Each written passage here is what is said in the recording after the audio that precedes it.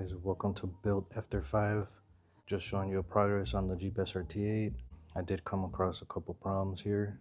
One of the problems was that this Amazon tool did not work for me. This one did not fit there, so I had to order one from HHP and get this one. Honestly, if you guys are gonna do valve seals for the 6.1s and 5.7s, that's your best bet. That's all you're gonna need. This one really works with the heads off. If you're not gonna take off the heads, just buy this one. So yeah guys, this is the progress for the Jeep SRT8. We're gonna keep working on it, so just follow along.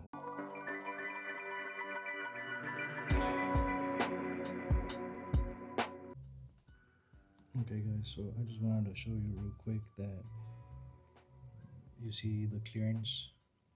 Let me see here, right there. It's not a lot of clearance here. So this is a reason why this tool is way better than the other one. So yeah, I recommend you guys this one.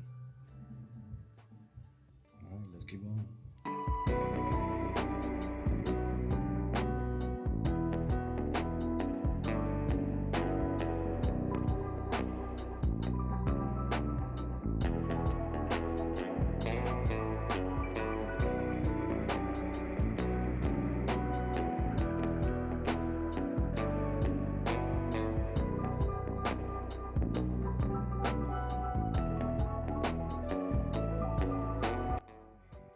Alright guys, so this pretty much wraps up the whole valve seal replacement.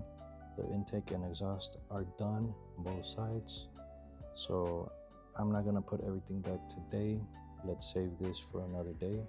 We're getting closer and closer to getting done, guys. So yeah guys, so just stay tuned for the next part. Built after 5. See you guys later.